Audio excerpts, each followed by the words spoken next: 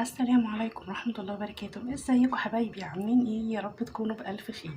النهارده بقى جايه لكم فيديو جديد. النهارده هنعمل مع بعض البرام او الرز المعمر في برام، او تعمليه مثلا في الصينيه. امشي معايا بنفس الخطوات هيطلع معاكي زي الفل، وطعمه ما اقولكوش جنان، طعمه حلو قوي وخطير جدا جدا جدا. يلا بينا كده نسمي الله ونبدأ الفيديو ونشوف عملنا برام الرز المعمر بجد تحفة. يلا بينا نشوف عملنا ازاي.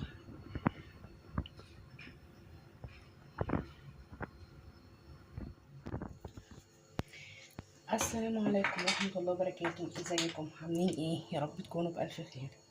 النهاردة ان شاء الله بقى معانا فيديو جديد. النهاردة هنعمل مع بعض كده طريقة الرز المعمر بطريقة سهلة جدا بأقل المكونات وحاجة سهلة جدا. وهقولك كده على كام تكة واحنا بنشتغل مع بعض كده يطلع منك زي الفل وحاجة جميلة جدا. وأمانة بصوا يعني هيبقى ريحته حلوة قوي وطعمه جميل جدا.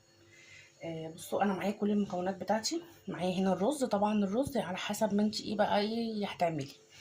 انا هنا معايا دول 6 كوبايات رز. انت بقى ممكن تعملي 2 3 براحتك، ايه حسب بقى الكميه اللي انت محتاجاها. يبقى دول 6 كوبايات رز تمام. معايا هنا دول 2 كيلو لبن. ده لبن عادي من عند اللبان، انا غاليه طبعا من بدري يعني ودافي هو دلوقتي تمام. معايا هنا دي قشطه انا محوشاها، قشطه وش اللبن. اللبن العادي اللي زي ده كده لما بغليه بصوا بيبقى عامل كده زي ايه طبقه كده فوق، دي اللي بتبقى اسمها القشطه. باخد احطها عندي كده في علبه في الفريزر بشيلها يعني. اعمل بقى بيها برز معمر، اعمل بيها مثلا رز بلبن، ادخلها في حاجات تانية كتير يعني انا بحتاجها تمام. ودي معايا كده ايه، دي كوبايه صغيره بتاعت الشاي، دي سمنه فلاحي حكايه بقى طبعا عشان ايه تدي طعم حلو كده للرز. ومعايا هنا دول بصوا معلقتين زبده، ومعايا الملح بتاعي تمام. يبقى تاني معايا رز، لبن، قشطه، سمنه. ممكن بقى ما عندكيش سمنه فلاحي وسمنه عادي ماشي، عندك عايز تحطي زبده بس ماشي براحتك بقى خالص. اما الزيت في الوصفه دي مش هيبقى حلو، مش هيدي طعم كده ايه حلو يعني. السمنه او الزبده هيدي طعم حكايه قوي تمام. اول حاجه كده هنعملها، بصي هاخد الرز بقى بتاعي. طبعا انا غسلاه ومصفياه كل حاجه تمام. تبقي غاسله الرز بتاعك بقى الكميه اللي انت عايزاها ومصفياه. ممكن احطه شويه كمان كده في ميه انقعه شويه قبل ما اعمله يعني، قبل ما ابتدي اشتغل فيه. يعني ممكن تغسلي كويس قوي تمام، وبعد كده تحطيه في شويه ميه قبل ما تشتغلي بيه تمام. هنا خلاص حطيت اول حاجه الرز، احط معاه كده الايه السمنه والزبده.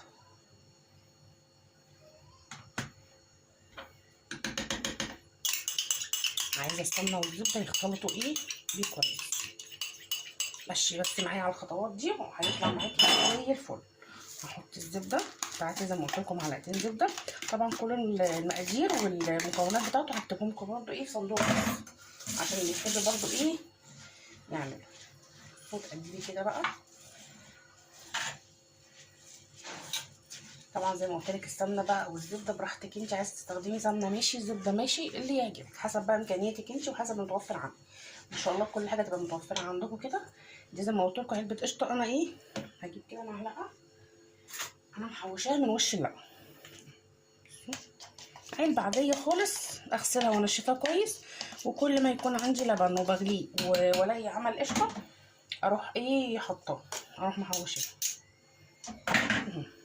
من وش اللبن ده. بصوا طبعا اللبن ده لما بتسيبيه كده يبرد خالص تحطيه في التلاجة بيعمل وش، فباخد الوش ده بقى اشيله. وممكن اسيحه واعمل منه كمان سمنه، انا سيحت قبل كده منه وعملت سمنه. الفيديو برده بتاعها هتلاقيه عندكم على القناه، عملته لكم مره. لما بحوش يعني كميه قشطه كده حلوه يعني مثلا علبتين او 3 علب كده، بروح مسيحاها واطلع منها احلى سمنه تعملي بيها احلى اكل. بتبقى طعمها حكايه حكايه، عايزه اقول لكم كده بتبقى حكايه.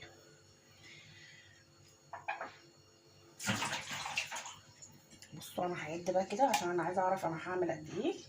احط كام كوبايه، دي الكوبايه اللي انا معايره بيها الرز. الكوبايه اللي انت عايرتي بيها الرز هتعايري بيها اللبن والميه. ادي واحد، اتنين،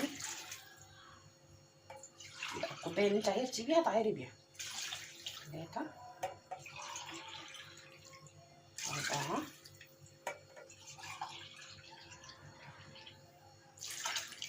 5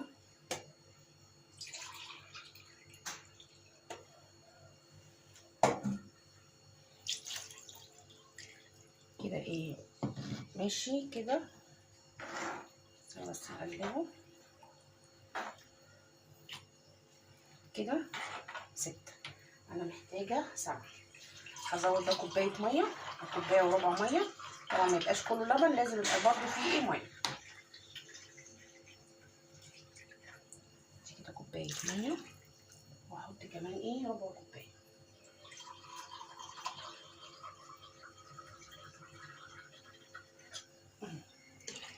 يبقى لازم ميه وايه ولبن اهو. هتقلبي بقى كويس قوي كده.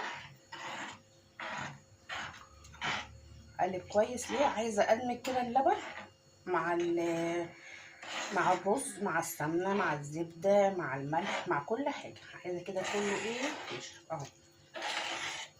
ممكن كمان ايه بعد ما تخلصي كده خالص ممكن تسيبيه شويه قبل ما تدخليه الفرن، بحيث كمان اللبن ايه تحسي ان انت نقعتيه شويه كده زي ما بيقولوا كده في اللبن، برده بيدي طعم حلو. لكن لو انت مستعجله خلاص دخليه على طول الفرن. انا بقى مستعجله النهارده فانا هدخله على طول. تمام اهو.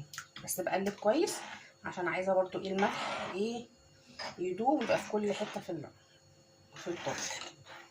لو ما عندكيش طاجن زي ده كده ممكن تعملي عادي في صينيه، نفس الخطوات اللي احنا عملناها دي هتعمليها في صينيه عاديه خالص. بصوا بقى الجمال، ايه رايكم؟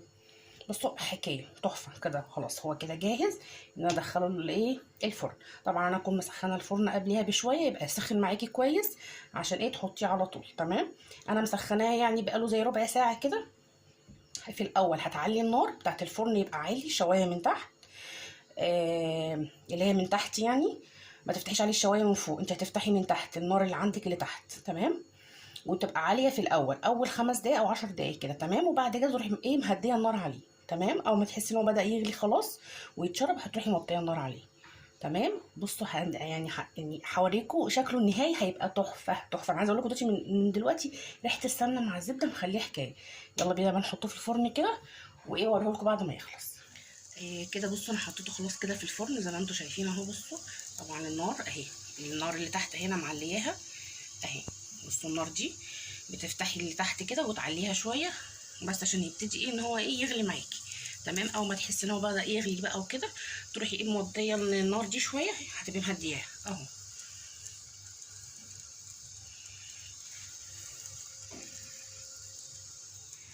وده الشكل النهائي لابراهيم رز المعمر. بصوا حكايه.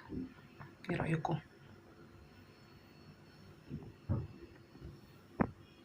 دوبك بس كده طلعته يعني هدى شويه وقلت بقى ايه اوريهولكم. بصوا ايه رايكم بقى؟ زي ما قلت لك هتعلي النار في الاول وبعد كده هتهديها وهتاكلي احلى بريم رز او رز معمر تحفه. حلو قوي قوي قوي جميل، ريحته خطيره. بصوا عايزه اقول لكم ريحته جميله جدا. ريحته خلاص جوعتني بجد. جربوه بنفس الطريقه بتاعتي ان شاء الله تعملوه ويطلع احسن كمان من اللي انا عملته. يا رب يكون النهارده الفيديو عجبكم. جربوه بنفس وصفتي كده وقولي رايكم فيه ايه. ما تنسوش النهارده تعملوا الفيديو لايك وشير، ولو اول مره بتنوروني في قناتي ما تنسيش الاشتراك من كلمه اشتراك اللي هي تحت الفيديو على طول بالظبط، واضغطي واختاري كلمه الكل عشان دايما تكوني منوراني في قناتي وتقولي رايك ايه في كل الفيديوهات. اسيبكم في رعايه الله واستنوني فيديو جديد، والسلام عليكم ورحمه الله وبركاته.